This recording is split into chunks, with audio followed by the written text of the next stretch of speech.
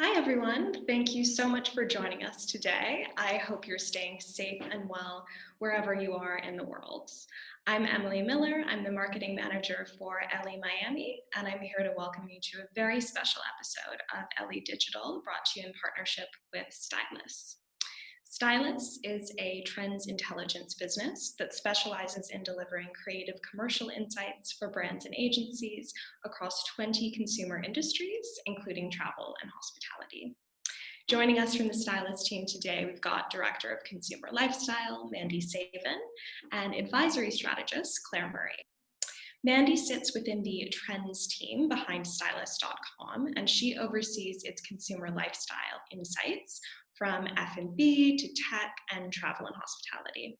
Having worked in trend forecasting for more than 15 years, Mandy has worked with global brands including Starwood Hotels, lastminute.com, and Intercontinental Hotels Group. Alongside Mandy, we have Claire Murray. Claire is an advisory strategist in Stylus, and she sits within their bespoke research arm. So Claire works directly with businesses in the hospitality and travel sectors to understand their specific issues and provide strategic insights. Previously, Claire spent over 5 years at an Omnicom agency, the marketing arm, and she led innovation education and futurist thought on emerging tech and consumer trends there. Welcome, ladies. Thank you so much for joining us today. Thank you. Nice to be here. Thank you. Hello. So a little bit on our topic today. In response to the COVID-19 pandemic, we've seen consumer behavior shift over the past few months. And in today's episode, we're going to look at which trends are expected to continue post-lockdown and how high-end consumer behavior is expected to change in the long term as a result of COVID-19. So if you have any questions along the way for Claire or Mandy, please do submit them using the Q&A function in Zoom, and we'll try and get those answered for you later on at the Q&A at the end of the episode. So just to kick off the conversation today, I'd love to hear from you both on how you're seeing brands appeal to would-be travelers at the moment. Yeah, shall I kick off? Sure. Okay, cool. So yeah, I mean, obviously we've seen how, most borders are now closed for physical travel. So brands are really having to innovate around this challenge. And as a result, we've seen something quite exciting come through in the way of virtual travel experiences, which are really delivering a dose of culture that we've never really had access to before. Museums, for example, we're now able to sit in our armchairs at home and visit museums all over the world. So, that's really terrific. And, I think even, oh, I'm so sorry. I just need to get rid of some interference. Yeah. The joys of Zoom. Yes, the joys of Zoom at homework.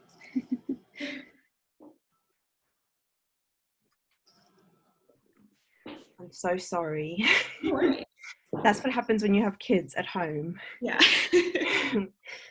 So yeah, just to mention that, you can really travel the world, from your computer. Even, go on a South African safari, which is amazing. Yeah, I mean, I'll hand over to Claire because I think you've got thoughts as well. Yes, I mean, there really is. I mean, Mandy, you mentioned so many interesting things. There are so many ways that this is being impacted, but I think the live streaming side is so intriguing. I really think it's providing just amazing ways for people all over the world to interact spontaneously with each other, as well as with certain locations. It's a type of connection that's now being normalized in the travel sector. And there's so many examples that we've seen of this. I mean, primarily during the spring break period of this year. We knew based on the data and some of the forecasts that spring break travel was expected to rise by 24% this year, but of course it was largely canceled due to coronavirus. So to really entertain guests staying at home and engage consumers. We've seen a couple of brands and companies be really innovative with it. Some of our favorites, first is a Puerto Rican tourism company. Basically, they live streamed classes on Instagram during those popular spring break dates in March. And the classes, they showed fun skills like cocktail mixing, which is definitely fun, cooking. They even had salsa dancing, which I wish I would have tuned into that. But they were really helping these would-be visitors recreate these travel experiences in their home. But then, similarly, we've seen the U.S. wine industry get really creative with these remote tasting schedules and allowing consumers to kind of replace the in-person tours with these online experiences. Two in particular. So there's one in Oregon called Evesham Woods, and then Ken Wright Cellars. They've offered customers who purchase wine tasting packs these complimentary one-on-one guided tastings over video chat.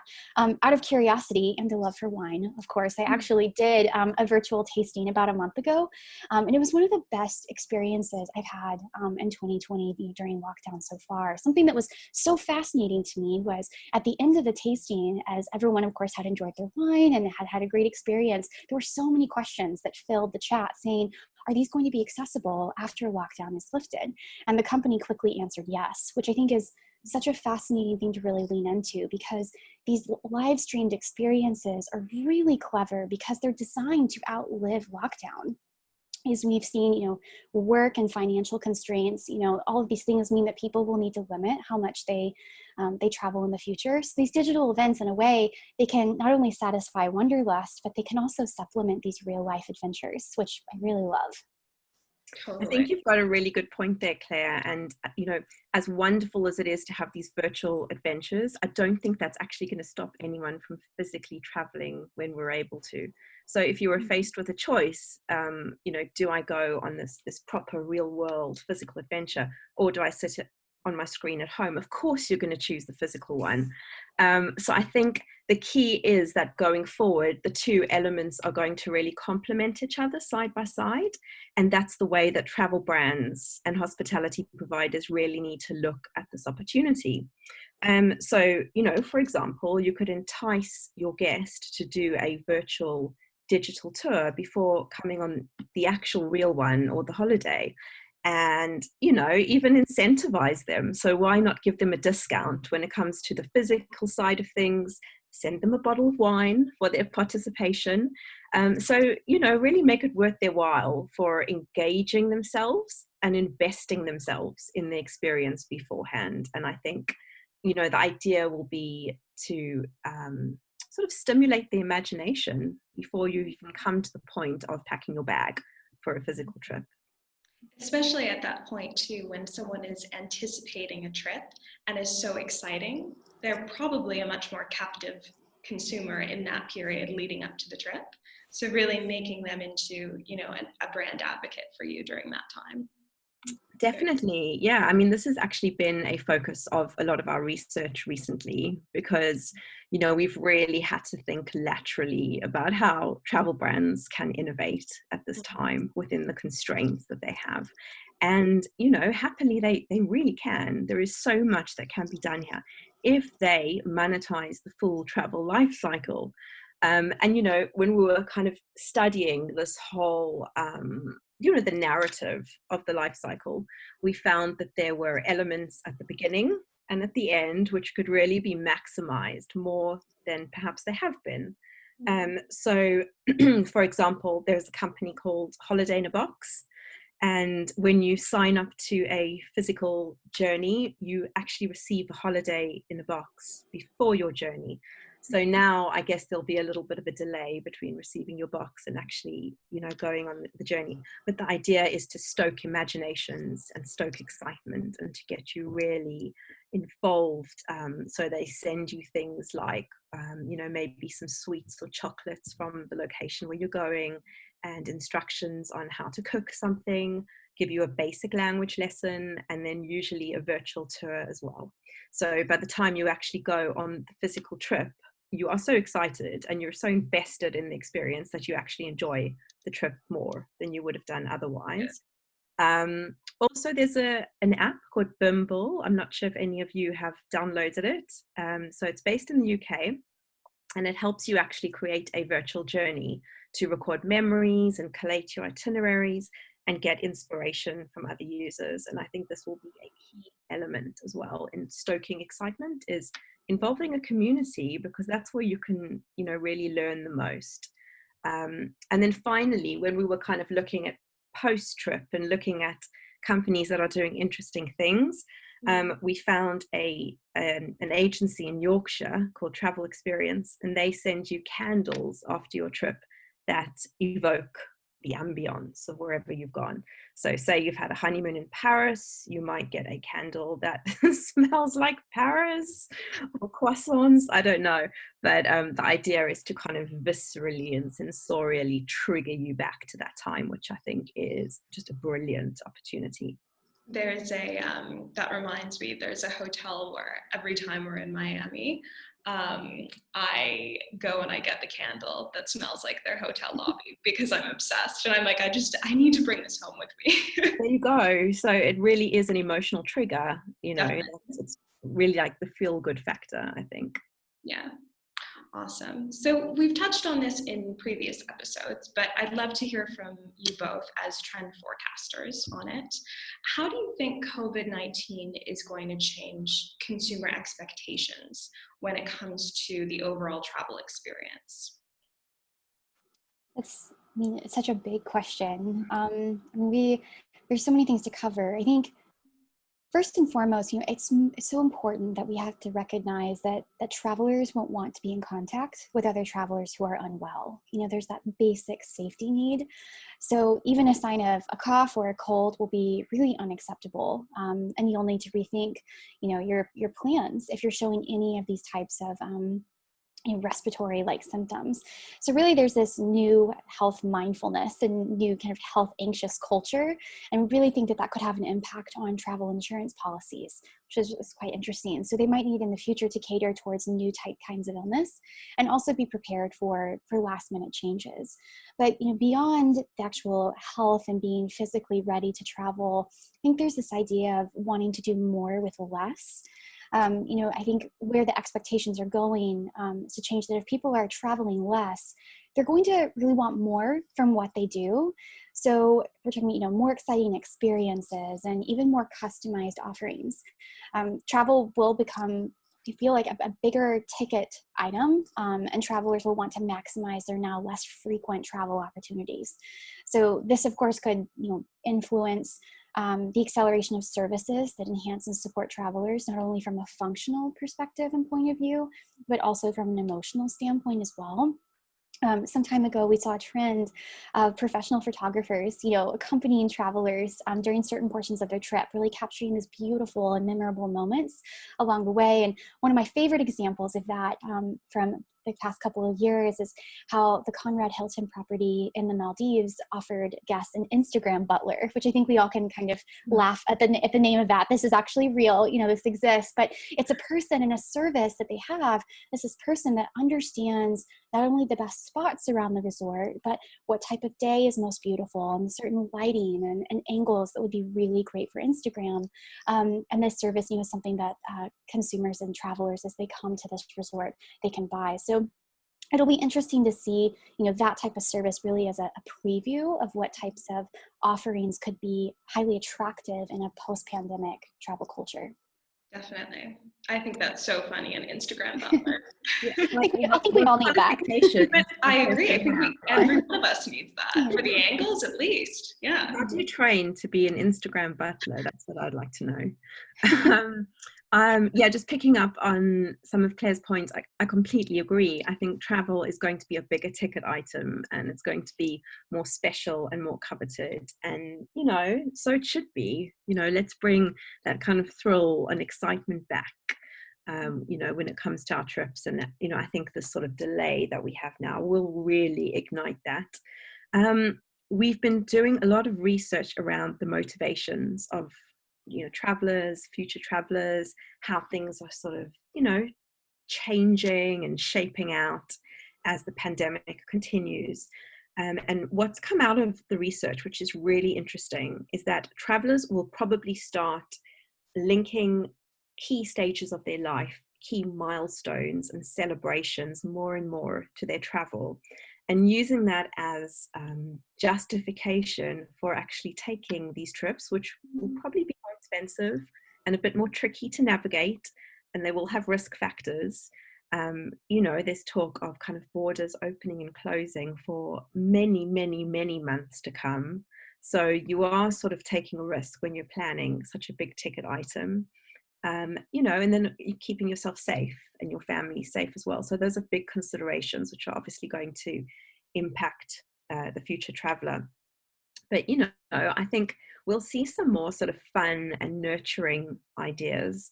So new ideas for honeymoons, perhaps ones that you can bring your friends along to as well. We started seeing that, they're calling them friend moons. I don't know how I feel about that. The other really funny one was the uni moon, which is basically just you and then your partner goes separately somewhere else. So the theory is you might just want some respite from each other. That's a bit of an odyssey. And then Maybe also, especially after lockdown. exactly, maybe the stress of the wedding, I don't know. But we're also apparently heading for a baby boom. So we will probably see an uptick in travel experiences and retreats for pre and postnatal mums and perhaps families as well, which I think could be a really nice service to offer mums and families. And then, not quite as heartwarming, apparently we're also heading for a divorce boom because people have realized in lockdown that they're actually not suited. They're getting divorced, they're planning breakups. And also before the pandemic, we started to see holidays for newly divorced individuals, or heartbreak holidays, they were calling them. And it sounds really depressing and terrible. Like, why would you sell a holiday called a heartbreak holiday to someone? But the way that these companies were pitching it was more like, it's life affirming and it's fun and it's about bringing a community of like-minded people together. So the message is more about sort of healing and nurturing and enjoying yourselves. I think these types of offers that tap into anxiety, burnout, emotional overwhelm, sleeplessness, because we know that that's been a massive, massive issue over the course of the pandemic, and it's already a booming industry. It was before, and it's going to be even more so after. I think travel has a big opportunity to kind of step in and try and help with these kind of scenarios. Definitely, yeah. I moved from Canada to the UK 2 years ago, and on my flight when I was moving over, I saw these women in these matching t-shirts, and I said, what is that about? And this woman goes, we're on my divorce cruise. And I was like, wow, that's the way to do it. Yeah. There you go. Exactly. That's exactly what I mean. It's kind of like finding the jubilation Yeah. in these experiences, which I guess there's a place for, Yeah. Silver linings. Okay, so then what about when it comes to bucket list travel, and if people are making kind of a bigger deal over these trips that they're taking and putting maybe more thought and planning into them than they might have before, how do you see that being impacted? Well, the bucket list opportunity is so interesting, and I really think it's going to become even more intriguing and more of an opportunity. I think the bucket list trip is likely to be more relevant moving forward than it was before. And some of those reasons, we've touched on a few of them. I think Mandy perfectly mentioned a few, but there's a couple of additional reasons. I think first, a global recession means that many travelers, they're going to have less money to spend than they did before. So they're going to want more bang for their buck in a few big ticket trips that they do take. And then also we have to consider that airlines are going to have reduced schedules for a long period of time. So that means it's going to cost more to reach these distant destinations that are often associated with bucket list travel. So they're going to likely be fewer direct routes. And it's just going to be harder to attain those tickets.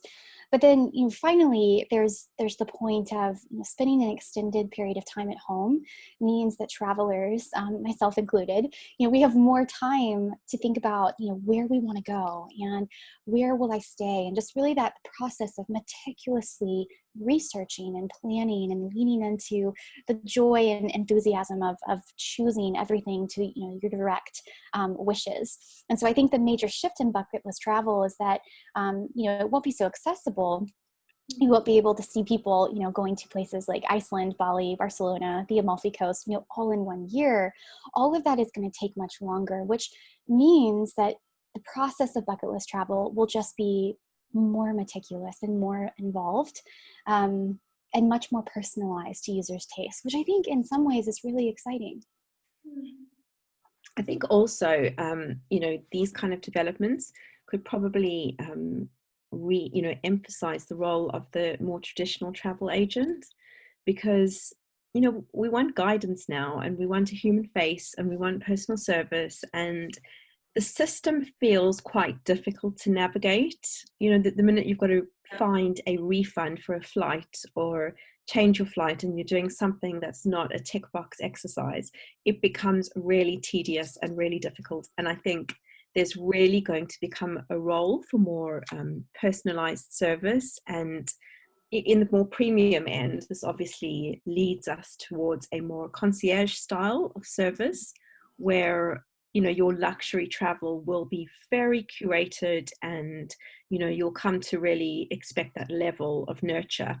But I think it will be interesting to see how far down that trickles. Will we want a travel agent for even just a low ticket item, maybe a business trip, or maybe just a family trip where we don't actually have a massive budget, but now we can sort of slide into that part of the industry as well. So I think that will be quite an interesting aspect to watch. Definitely. I think it makes the role of travel agents and travel designers more important than ever, and their expertise more important than ever. Very cool. So then what about let's sort of shift gears. What about on the tech front? So how have you seen technology sort of developing over these last few months, and how do you see it reshaping travel moving forward? Well, there have been so many technology developments. The relationship between technology and travel is already so interesting and moving so quickly.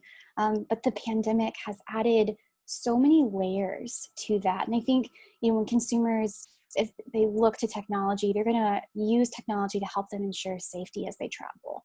So, the first concern in post-pandemic travel is that need for safety. And if you think about expectations around technology during this pandemic, it really has become our lifeline in so many ways. Even just how this moment right now is being, coordinated, everything, technology, the narrative has shifted where it really has been so necessary. So I think that mentality of technology being our lifeline will transfer into travel experiences.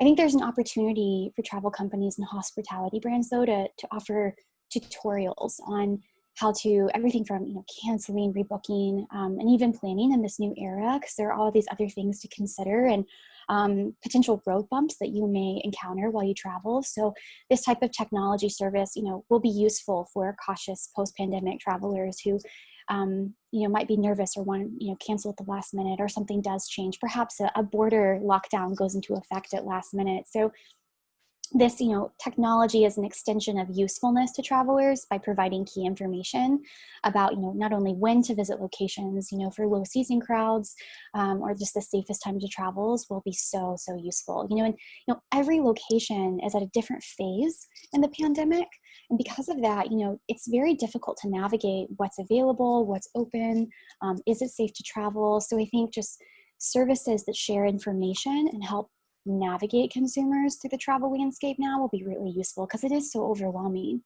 On the other side, from social media, this is something I've spent a lot of time thinking about, of, okay, how is social media travel going to evolve? Or, social media sharing more so when people are traveling. And I think, as we already know that, airline shaming and travel shaming from a sustainability side was heating up prior to the pandemic, but now on top of sustainability concerns, you have this pandemic-related safety. So, we're living in this era where opinions related to travel are so varied, And so I think travel overall will become much more of a socially private experience for consumers, where you'll see sharing decrease. And oftentimes consumers will, go away for a long weekend or perhaps even do a bucket list trip and not share as much as they would have pre-pandemic, to just avoid shaming and the additional task while they're traveling. Because travel, there's, like I said, there's so many other layers to consider.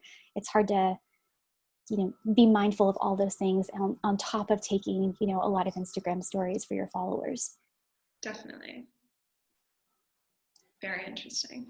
Yeah, I think even I was out on the weekend and at a restaurant, and at no point was I like, oh, I need to Instagram story this. I was just thinking, oh gosh, I can see people reacting different ways to me being out and about. So I'll just keep this on the DL. Yeah. So that's a really interesting point about social, for sure. Mm-hmm. I think, so in terms of service in the travel industry and how that will be impacted by this, obviously, there's things like hygiene concerns that we've spoken about before. But how do you see this in the long term impacting service throughout travel and hospitality? I think the sort of biggest long-term impact we'll see more in the luxury realm. It ties in really well with what Claire was saying now about socially private. I love that term. I think, everything will become more exclusive in a way, and a little bit more low-key, which is quite nice, really, because maybe we're edging towards a new definition of what luxury is. But, at its core, luxury is hands-on, in your face, anything you want, how much can I do for you? And now we have to be hands off. So what does that mean for, the luxury side of things?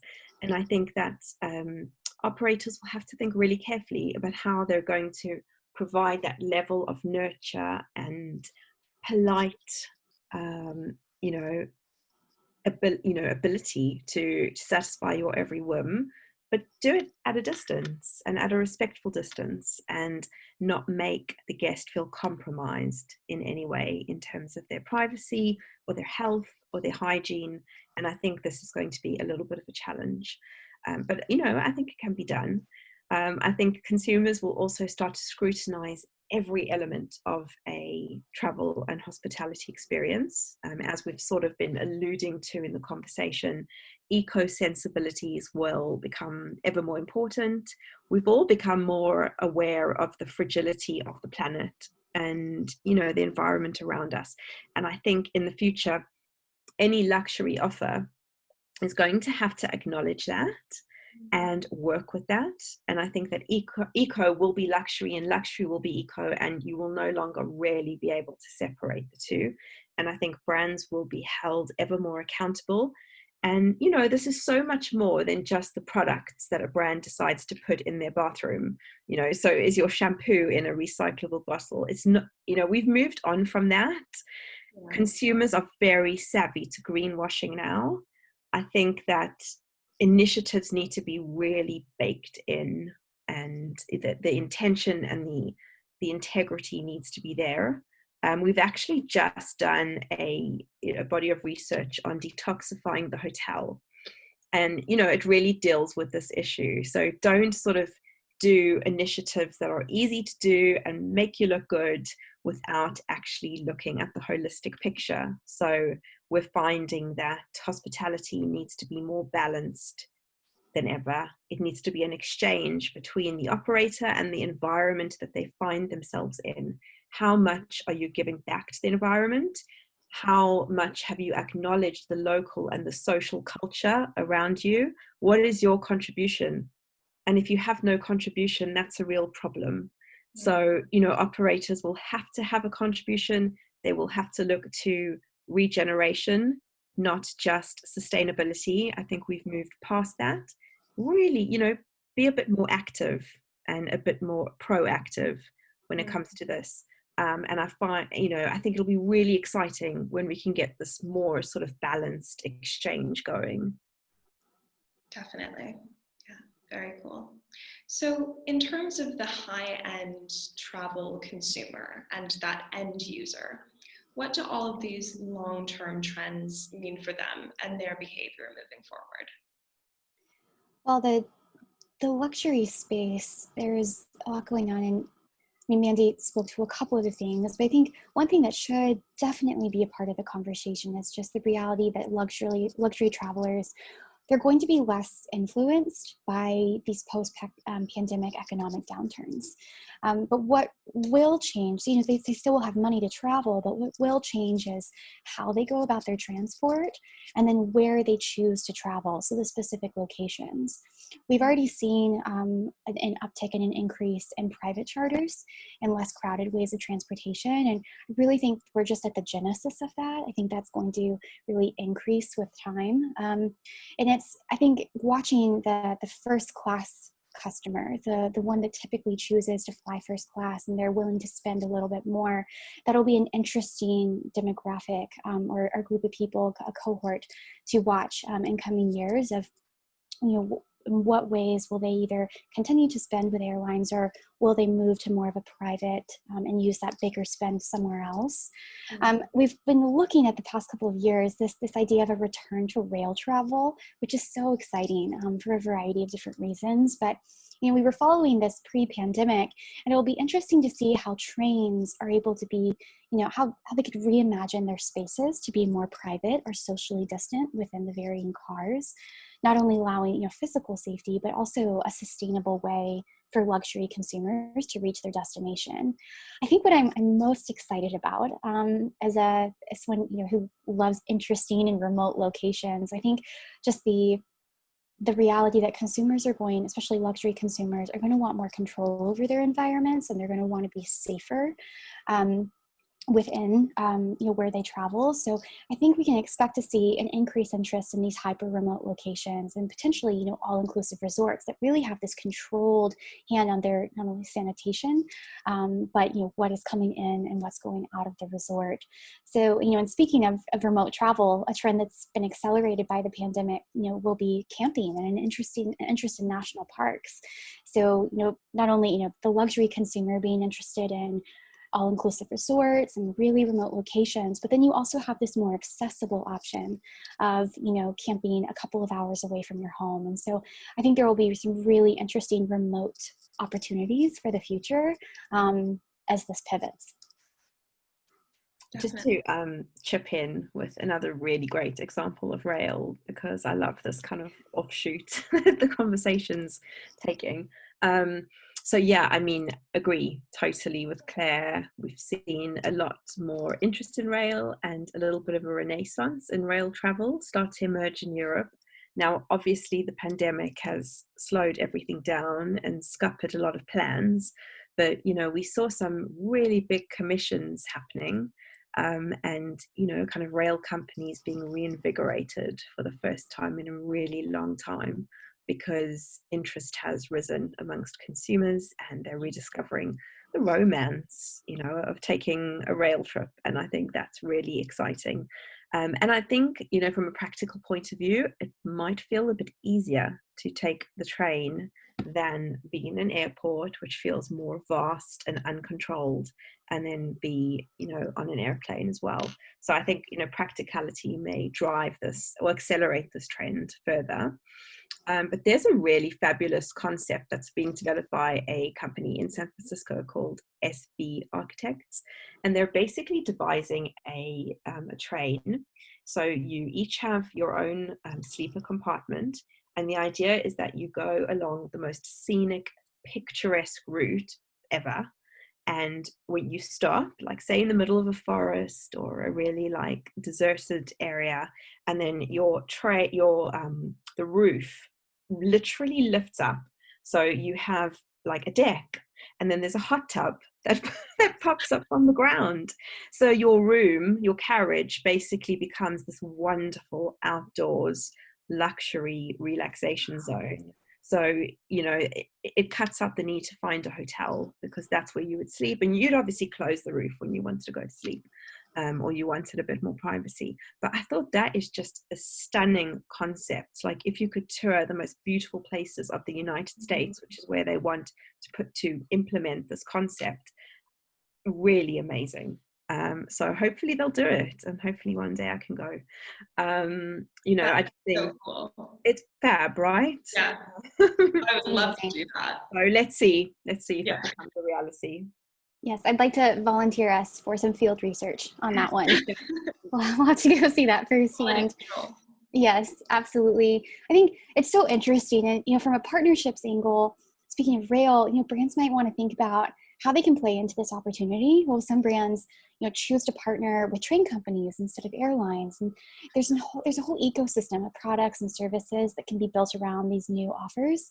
So it'll be interesting to watch the landscape evolve as new innovations like the one Mandy was talking about come into the marketplace and they're available to consumers. Totally. It's really cool sort of new space to play in. Definitely. So we've talked about this previously with our communities, but again, as trend forecasters, keen to hear from you. How do you think health and wellness will be impacted in the travel domain by COVID-19? Massively.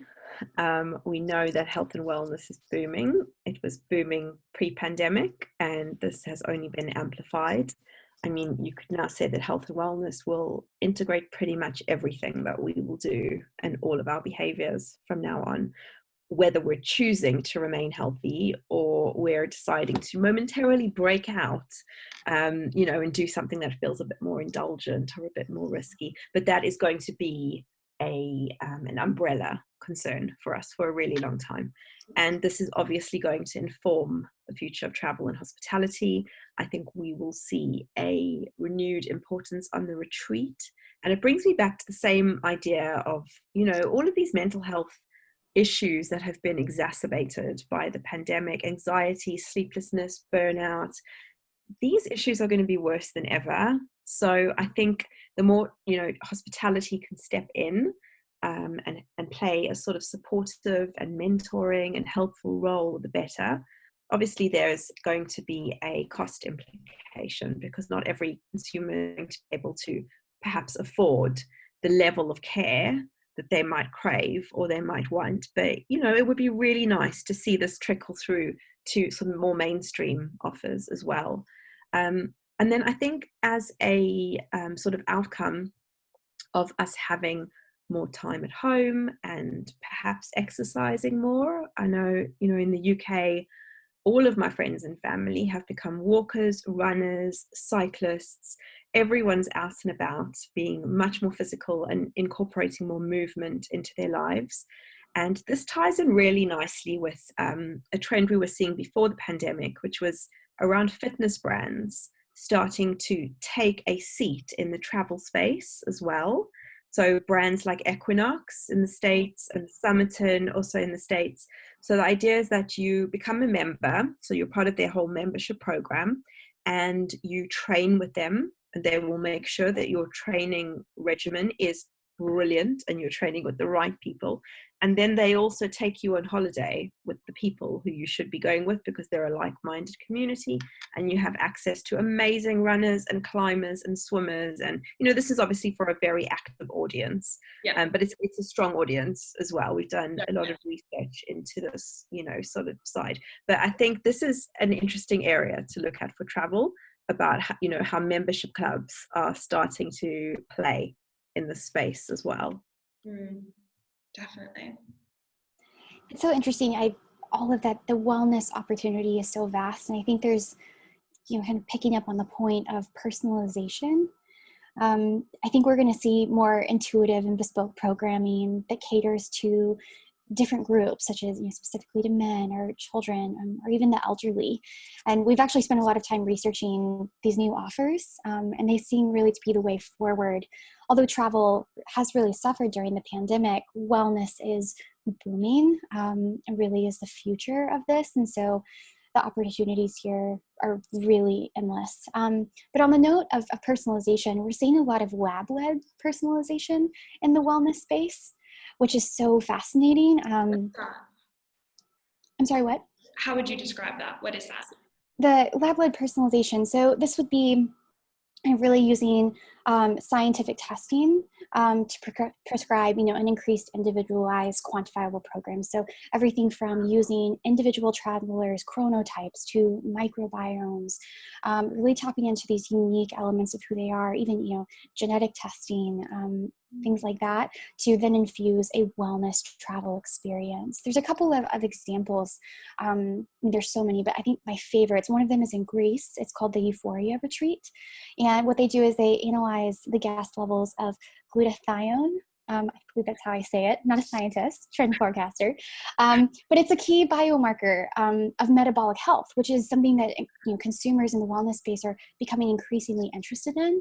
And so this blood test then can help this program offer personalized energy boosting nutrition programs and things like that. There's a variety of spas around the world, one in Hong Kong, and then a few here in the US that also do kind of these personalized offerings based on testing that they offer. So, it's interesting. Those could be offered pre-trip, during trip, but the idea of a health survey, a DNA test, even other diagnostics such as, blood or urine test could be something that really allows the future of wellness travel to be highly targeted and very customized.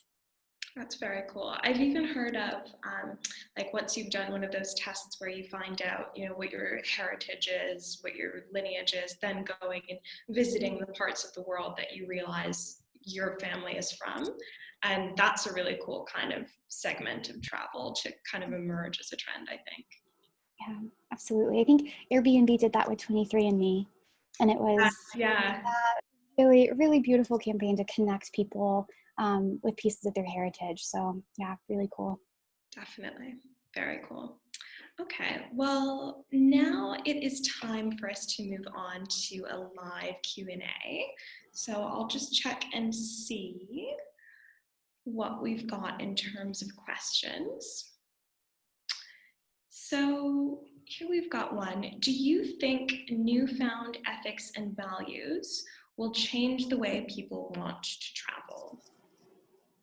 Yeah, I can take this one for sure. I mean, we've seen how brands need to be accountable now for their conduct, and really making sure that they're speaking authentically and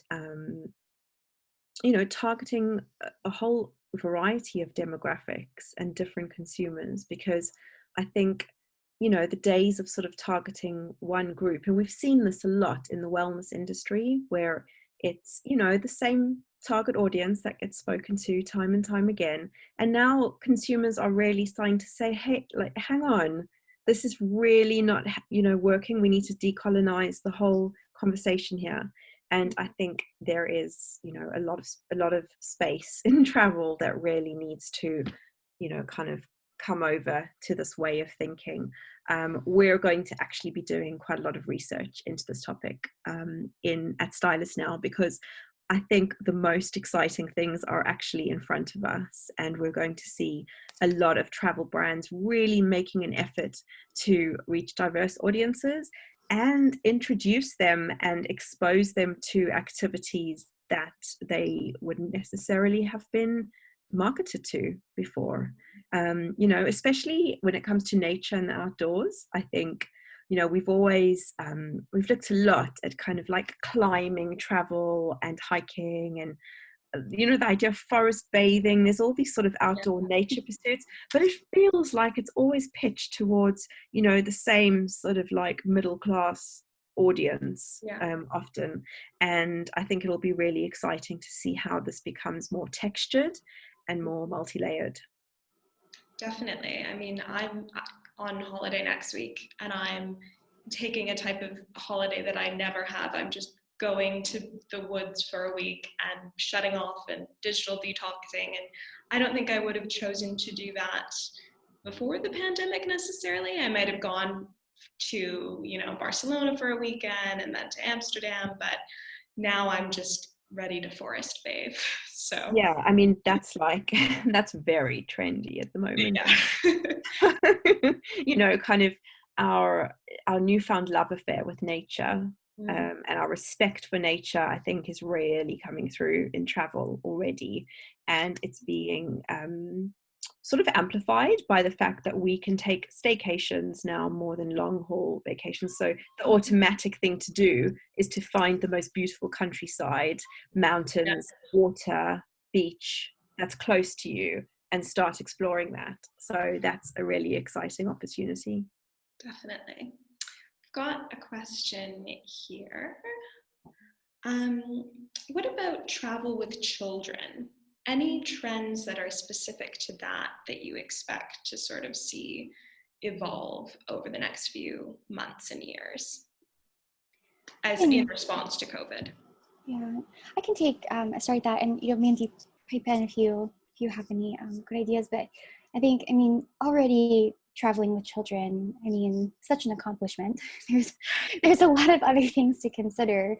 I'm sure, Mandy, as a parent, I'm sure you have some great stories. But there, within the pandemic, so great stories. I say great lightly. Yes, you can laugh about it now.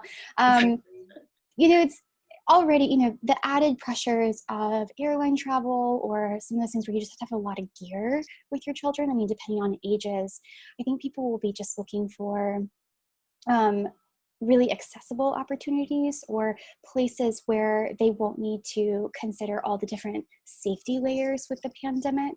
So whether it's, a very secluded area that has all the amenities that they need.